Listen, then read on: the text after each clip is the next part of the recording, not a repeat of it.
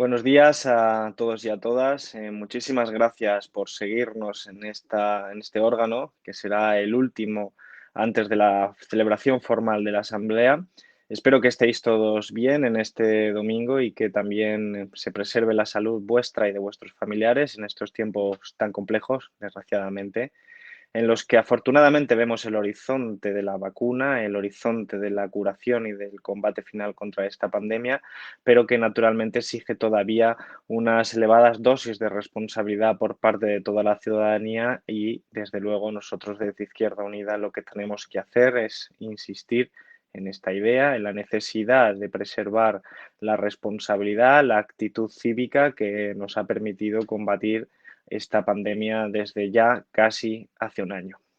Decir que estamos muy contentos de poder celebrar este órgano, aunque de nuevo sea a través de estos medios telemáticos que nos impiden volver a vernos y encontrarnos, para lo que desde luego tenemos también muchas ganas de poder encontrarnos físicamente y de compartir momentos como lo hacíamos anteriormente, pero desde luego creemos que la celebración de este órgano, como lo han sido los anteriores y como lo serán los siguientes, tiene que realizarse con cierta normalidad. Y creo que es de rigor agradecer a nuestros compañeros y compañeras del equipo técnico toda su energía y todo su esfuerzo que han dedicado para facilitar que esto pues, pueda transcurrir de manera mucho más que notable. Decía que el agradecimiento se tiene que ver con que es el último órgano de dirección antes de la próxima Asamblea de Izquierda Unida, aplazada por dos ocasiones por estas circunstancias que estoy mencionando y que todos conocemos, pero creo que es importante pues, poder felicitarnos de encontrarnos con esta normalidad en este órgano a las puertas de una Asamblea que va a definir cómo queremos que sea la Izquierda Unida de aquí a dentro de 4 años. Esto es importante. Es importante porque Izquierda Unida tiene una vida bastante larga. De hecho, desde 1986 somos colectivamente testigos y protagonistas de la historia de este país y tenemos mucho que decir para los próximos años, especialmente en contextos tan convulsos como los actuales, sobre los que naturalmente ahora tendremos que debatir de algunas de las cuestiones vinculadas a la coyuntura y a la estrategia, que es el motivo por el que en el órgano de hoy pues, podremos compartir algunas de las reflexiones. En los próximos 4 años tenemos que abordar una serie de retos importantes y algunos de ellos pues ya los estamos visualizando. Decía, hemos sido testigos desde 1986 de muchos eventos políticos en nuestro país y desde luego uno de ellos reciente es nuestra presencia por primera vez en la historia en un gobierno de España. Esto es importante en la medida en la que ya lo hemos reflexionado, pero también lo es porque en estos momentos estamos asistiendo a una ofensiva brutal para intentar desgastar a Unidas Podemos dentro del gobierno. Todos somos conscientes de que la presencia de Unidas Podemos, la presencia de Izquierda Unida, nunca ha sido del agrado de determinados actores sociopolíticos en nuestro país. De hecho, la propia conformación del acuerdo de coalición, del gobierno de coalición, fue complicada. Fue una gestación difícil, larga, tortuosa y, de hecho, con una repetición de elecciones mediante varias, de hecho, si nos ponemos a ser exactos. Muchos actores socioeconómicos, sociopolíticos, estaban interesados en que todo siguiera igual, en que no hubiera un cambio a la izquierda, en que no pudiéramos tener influencia desde nuestro espacio político. Se nos trató de demonizar, no es la primera vez en la historia, se nos ha tratado de atacar por tierra, mar y aire, y en estos últimos días, en estas últimas semanas, estamos asistiendo a una repetición bien conocida por nosotros y por nosotras, porque el lenguaje es el mismo, porque las formas son las mismas, porque los instrumentos desde los que se realizan son los mismos, contra Unidas Podemos, con el intento de deslegitimar nuestra presencia en el gobierno, el intento de desgastar nuestra fuerza política, de intentar dividirla y de intentar en última instancia que la ciudadanía no siga pensando lo que pensó en las últimas elecciones, y es que la alternativa de este país pasaba por un acuerdo entre las izquierdas y un acuerdo que nos permitiera tener influencia y capacidad de acción cristalizado en un acuerdo de gobierno. Son muchos, insisto, los actores que no quieren que ese acuerdo de gobierno se lleve a cabo y aprovechan cualquier circunstancia Reflexionaremos en el día de hoy sobre los resultados de las elecciones catalanas, pero qué duda cabe que algunos actores socioeconómicos se han llevado una desilusión al ver que sus expectativas sobre una supuesta o hipotética debacle de Unidas Podemos no han tenido lugar. Quizás estaban ya preparando los argumentarios, los editoriales, las invectivas contra Unidas Podemos para provocar un desgaste y provocar lo que siempre han tenido en mente, que es la salida de Unidas Podemos del gobierno, pero no lo han conseguido por esa vía y lo están intentando con otros argumentos distintos. No es nada nuevo, somos ya bastante conocedores de este tipo de estrategias, incluso antes de estar en el gobierno de coalición. Pero ahora, qué duda cabe, se han multiplicado los intereses en que nosotros no ostentemos determinadas responsabilidades políticas que influyen naturalmente en la vida de la ciudadanía. Quizás la forma más gráfica de visualizar todo esto que estoy describiendo son los ataques feroces contra nuestro compañero Pablo Iglesias, a veces con manipulaciones descaradas, falsarias, fake news, inventadas directamente para construir en el imaginario una mentira, una idea falsa de la realidad que sin embargo pueda tener efectos prácticos contra nosotros. Este uso de la fake news, este uso de la mentira, tampoco ha sido nuevo a lo largo de la historia, pero se produce en el día de hoy con nuevos instrumentos, con nuevos parámetros. Lo hemos visto en el conocido como trumpismo en Estados Unidos, lo seguimos viendo también en Europa y también tenemos esos ecos en nuestro propio país. Invenciones de toda naturaleza contra nuestro compañero Pablo Iglesias para atacarle especialmente a él en tanto representante del espacio de confluencia. En este sentido, quiero remarcar de forma clara, tajante, que desde Izquierda Unida estamos firmemente comprometidos con el espacio de Unidas Podemos y con el compañero Pablo Iglesias, que no solo representa al partido político de Podemos, sino que representa el espacio político de Unidas Podemos y por lo tanto incluye a Izquierda Unida. Estamos juntos en este proyecto político, estamos juntos en la defensa de la clase trabajadora de España y estamos juntos en la defensa frente a esos ataques desde determinados actores socioeconómicos que buscan otros objetivos distintos, legítimos si se produjeran en el campo de la política democrática y legítimos en la medida en la que se trata de vehicularlos con mentiras, manipulaciones y descalificaciones infundadas. Decía al principio que uno de los hitos recientes fue esta presencia en el acuerdo, en el gobierno de coalición. Este gobierno de coalición es necesario en este momento para España y es más necesario, si cabe, para las clases populares, las clases trabajadoras de nuestro país. Nosotros desde Izquierda Unida, desde Unidas Podemos, tenemos muy claro por qué estamos en este gobierno. Hemos firmado un acuerdo de coalición que es la cristalización de lo que queremos hacer y de lo que nos deja la correlación de fuerzas en este momento, hacer para transformar la vida de la ciudadanía. Nosotros somos leales a este acuerdo de coalición. Nosotros somos leales a la letra y al espíritu que aparece recogido en la firma que llevó a este gobierno de coalición y que es el resultado de lo que desean los españoles, porque así se ha expresado la soberanía popular en unas elecciones, las últimas elecciones del año 2019, que conformaron o dieron lugar a este gobierno de coalición que estaba innovando una fórmula en la democracia reciente de nuestro país, que es la de la coalición electoral, y que al mismo tiempo sabemos que tiene no solo esos obstáculos a los que ya he hecho referencia, sino también una serie de retos importantes debido a la situación económica, a la situación social, a la situación territorial, a la situación ecológica y recientemente, desgraciadamente, también a la situación sanitaria. Hacer frente a todos esos retos, desde luego, implica tomar posición,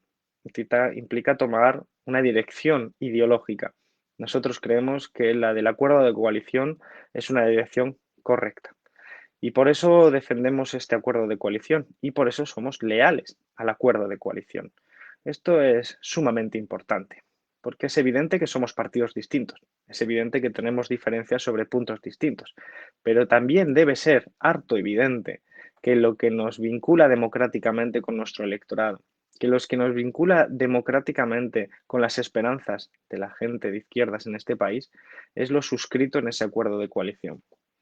Muchos de esos actores de los que hablaba al principio, que no quisieron nunca un gobierno de izquierdas, que no quisieron nunca un gobierno de coalición, que hicieron todo lo posible para que no tuviera lugar, naturalmente tampoco son partidarios de que este acuerdo de coalición se lleve a cabo. Incluso sabiendo que está firmado, incluso sabiendo que es el criterio o el vehículo rector que nos une en este momento político, siguen insistiendo en que no se cumpla. Unidas Podemos es la garantía de que se cumpla.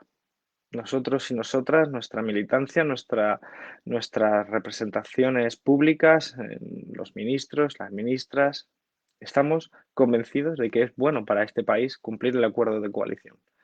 Y por eso vamos a hacer todo lo posible para que se cumpla al milímetro, porque creemos en esa vinculación democrática y creemos que frente a ese poder salvaje de las grandes empresas, de actores socioeconómicos que utilizan otro tipo de mecanismos para presionar y coaccionar y que no se cumplan los deseos de la ciudadanía, lo expresado en las urnas, lo expresado en los acuerdos parlamentarios, lo expresado en definitiva en este acuerdo de coalición, es lo que ha de prevalecer. Y esta convicción tan firme es la que nos hace aguantar todos los ataques, todas las invectivas discursivas, materiales, las amenazas, de toda naturaleza además, para seguir defendiendo un proyecto político que creemos es lo necesario para este país. Además,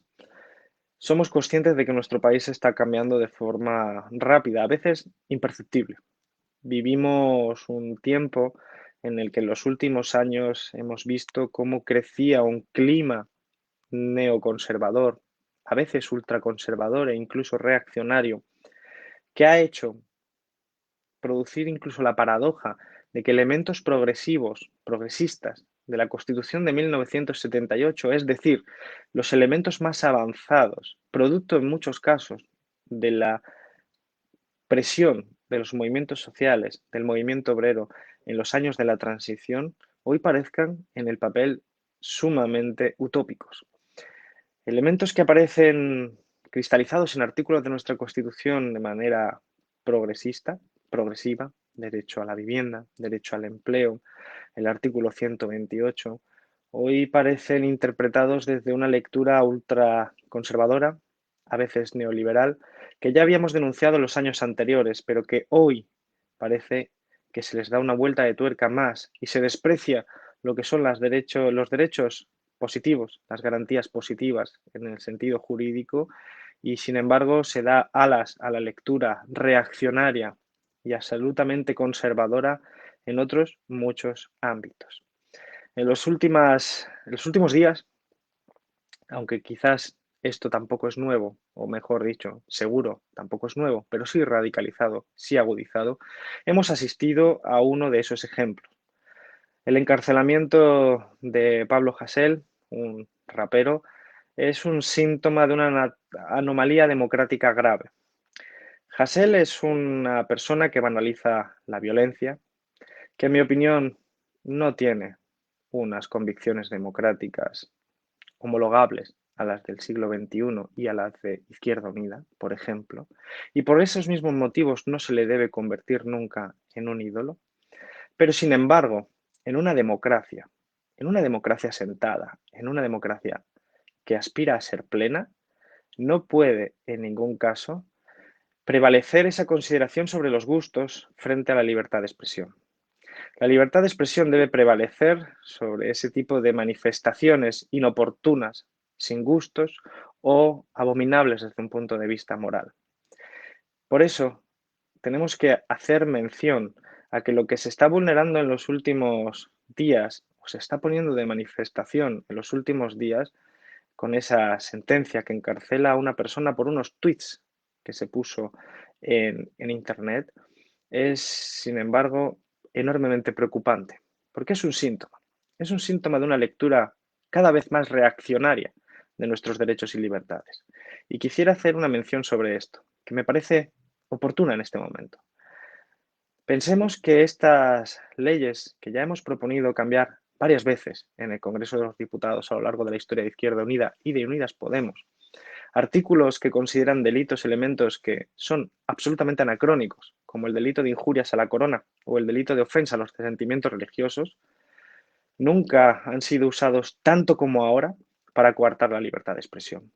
Incluso en los años más terribles de la violencia terrorista en este país, de la mafia terrorista que asoló nuestro país durante demasiados años, ni siquiera en esos años se produjeron interpretaciones y lecturas tan reaccionarias de los derechos civiles. Estamos viendo cómo hay ya varios casos de cantantes, de raperos, de personas anónimas que por poner chistes en Internet acaban en los juzgados, algunas veces condenadas. Acaban viendo cómo sus vidas se van por la basura simplemente por haber manifestado una serie de opiniones que en interpretación de jueces con una interpretación conservadora y reaccionaria acaban por derivarles en esa situación. Esto es grave porque representa otro síntoma, el síntoma de ese clima reaccionario y conservador que estamos viendo. Por eso desde Unidas Podemos seguimos reclamando la defensa férrea de la libertad de expresión, uno de los pilares fundamentales de una democracia. Hemos pedido el indulto a Pablo Hasél y a otras personas que han sido víctimas del mismo proceso y con las que no nos une mayor afinidad que la de la defensa de alguien cuya libertad de expresión debe prevalecer, porque no nos une prácticamente nada más. Y hemos al mismo tiempo vuelto a insistir con una reforma de aquellos delitos que consideramos anacrónicos y que están dando pie a estas lecturas reaccionarias y conservadoras. Por muchos actores socioeconómicos en este país, en este caso también judiciales, que interpretan de esta manera reaccionaria tweets mientras consideran prácticamente inofensivo cartas y misivas de exmilitares que piden golpes de Estado contra este gobierno de coalición. Esta lectura es preocupante. Mirar para otro lado es preocupante. Estamos viendo un clima conservador, reaccionario, que se extiende en nuestro país como resultado de una estrategia política. La estrategia política de una derecha que no ganó las elecciones. Que no la ganó no una, ni dos, ni tres, sino no la ganó en los últimos años en ningún caso. Y que sin embargo, o quizás precisamente por eso, pretende derribar a un gobierno legítimo, en este caso del gobierno de coalición, radicalizando sus posiciones, deslegitimando al gobierno de coalición y en particular a la parte de Unidas Podemos, con una estrategia que, llevada a cabo a lo largo de los últimos años, naturalmente lo único que está consiguiendo hacer es crear un clima más conservador, más reaccionario y crear espacio político para que la ultraderecha siga creciendo. El trío de Colón, los partidos que se reunieron en la Plaza de Colón para decir no al diálogo en este país, en sí mismo bastante representativo que en el seno de una democracia hubiera una manifestación de los tres partidos de derecha, dos de derecha, uno de ultraderecha, entonces de esa manera generalmente reconocido, que se pusieran de acuerdo para decir no al diálogo, cuando el diálogo es consustancial a la política o debería ser el principal vehículo de superación de los conflictos que son consustanciales a la idea misma de política. Pero aquella estrategia del trío de Colón, aquella foto que en sí misma es una expresión, una cristalización de aquella voluntad, de aquella estrategia, al cabo del tiempo se ha demostrado claramente cuáles son sus efectos y sus consecuencias. Lo que tenemos encima de la mesa en este momento es la crisis de los dos partidos conservadores y liberales de la derecha tradicional en España y la apertura de las puertas, la autovía, las autopistas, los aeropuertos políticos para la ultraderecha. Ese ha sido el único efecto materialmente visible de la radicalización discursiva material de la derecha política en España. Y esta tendencia no se expresa solo políticamente en términos electorales, sino que cala en el ámbito de la sociedad y vemos crecer conductas xenófobas, conductas homófobas, conductas racistas, conductas reaccionarias y conductas que lo que hacen es normalizar el fascismo. Porque en última instancia de lo que estamos hablando aquí es de conductas neofascistas y de posiciones antidemocráticas. No olvidemos que la extrema derecha crece al calor de estos principios y valores reaccionarios, pero que tiene propuestas como ilegalizar los partidos políticos que no son de su cuerda, que no comparten su idea reaccionaria y homogénea de nuestro país.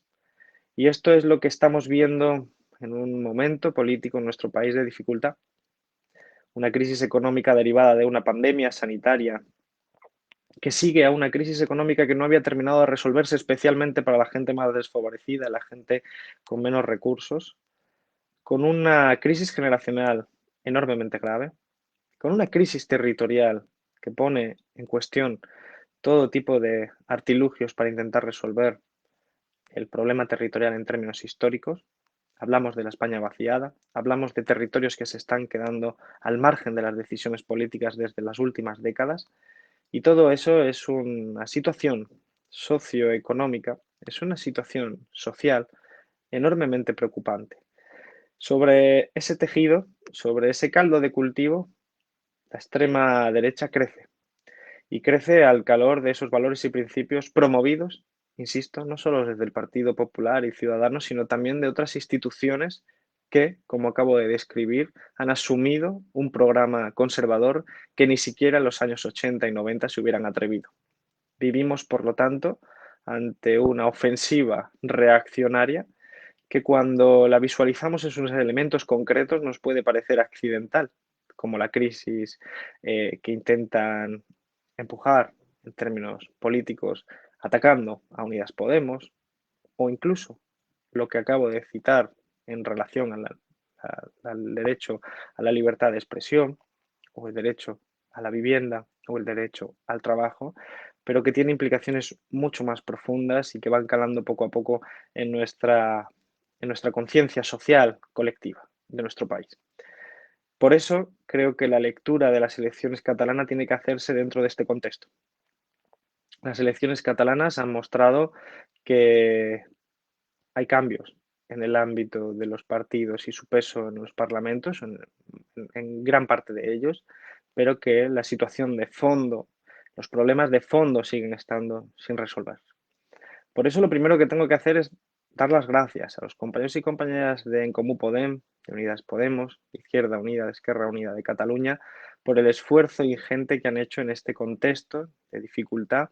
para preservar el número de escaños, para preservar la influencia política o incluso aumentarla, y sobre todo por la propuesta política que tienen. La propuesta política que tienen rompe con lo que ha estado vigente en los últimos años. Y esperemos que se pueda abrir paso, porque Cataluña en este momento lo que necesita es pensar en lo social, pensar en lo económico, pensar no tanto en los síntomas, sino en la enfermedad de fondo. Y creo que aunque esa enfermedad de fondo, la crisis ecosocial, no agote los problemas que se visualizan en la sociedad catalana, desde luego no pueden ignorarse. Y por eso una propuesta como la de En Comú Podem, la de Izquierda Unida, la de Podemos, que habla de gobiernos de izquierdas, que habla de acuerdos entre las izquierdas independientemente de qué bandera les motiven más o qué lenguaje o idioma les motiven más, les unan más, desde luego tienen claro que esa propuesta de las izquierdas es lo que puede resolver gran parte de los problemas de la clase trabajadora, en este caso en Cataluña, y servir de resolución y de solución para muchos de los otros problemas que se están gestando en nuestro país. Y como consecuencia de lo que había descrito anteriormente, de esas tendencias de fondo sociológicas, económicas, sociales, está naturalmente la debacle de Ciudadanos y el Partido Popular en Cataluña. Crecieron alimentando la política del odio contra Cataluña, del odio contra lo distinto, del odio contra aquello que no compartía esa visión reaccionaria, homogénea, unitaria de la idea esencialista de España. Y lo único que se han encontrado es que han alimentado a la bestia. Han alimentado a la bestia y la bestia ha terminado por comérseles en Cataluña. ¿Quién sabe si no va a ser el siguiente paso en el resto del Estado? Pero eso no es un motivo de felicitación para el resto del país, porque lo que tenemos es a la ultraderecha más fuerte, a la ultraderecha normalizando discursos que, situados dentro de los ámbitos y espacios democráticos, amenazan la propia democracia. Y desde luego un espacio como Izquierda Unida, como Unidas Podemos, comprometidos firmemente con la democracia, además habiéndolo demostrado a lo largo de la historia, no olvidemos de dónde venimos, no olvidemos que la democracia no se constituyó ni se construyó gracias al buen hacer de unas solas personas, por muy bien intencionados que estuvieran, sino a la fuerza y al empuje de movimientos colectivos, entre ellos el movimiento obrero y particularmente al Partido Comunista de España. Gracias a eso se construyó la democracia en nuestro país, gracias a la gente que nos precedió, a la gente que militaba y que milita en Izquierda Unida, se construyó la democracia en este país junto a mucha más otra gente que luchaba conjuntamente. Debemos estar hondamente preocupados por la deriva de la situación política en nuestro país. Y por eso lo que quiero trasladar en este último órgano de dirección de Izquierda Unida antes de la próxima asamblea es un mensaje de ánimo, de esperanza, pero también de preocupación. De preocupación que nos motive a actuar, de preocupación que nos motive a seguir defendiendo con fiereza la coalición de Unidas Podemos, el espacio político que estamos construyendo y sobre todo los valores y principios democráticos. Vamos a ser atacados sistemáticamente. Somos una molestia para una estrategia derechista, para una estrategia neoliberal. Por eso empecé mi intervención haciendo referencia a esta ofensiva. Van a atacar al compañero Pablo Iglesias como atacarán a otras personas, pero muy especialmente a Pablo Iglesias por todo lo que representa. Y nosotros y nosotras no podemos perder la óptica. No podemos quedarnos en los detalles sin ver el panorama completo, sin ver el bosque completo. Y por eso nosotros tenemos que ser capaces de ser fieles a nuestra historia, a nuestro espíritu y a nuestros valores. Y creo que, desde luego, estamos en condiciones de hacerlo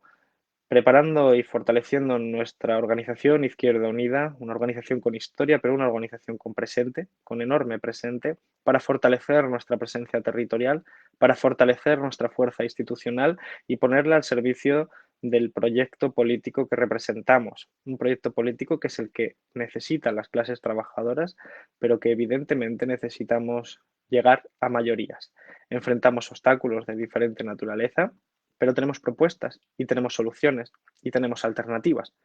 Por lo tanto, se trata de defenderlas naturalmente, sabiendo que la dificultad será uno de los elementos que van a estar presentes. Por eso espero que en el día de hoy podamos debatir de estas cosas sin perder nunca esa óptica de horizonte y que no nos perdamos en los accidentes de la coyuntura, sino que sepamos leer entre líneas de lo que está sucediendo. Creo que lo merece la situación y creo que además, bueno, corresponde a nuestra tradición política hacerlo de esa manera. Por lo tanto, deseo un buen día de debate, un buen día de debate en domingo que nos permita arribar a conclusiones adecuadas, a las mejores conclusiones, siempre dentro de esa lógica republicana que tanto hemos defendido. Muchas cabezas piensan mejor que unas pocas. Buen día, buen trabajo y seguimos debatiendo. Gracias.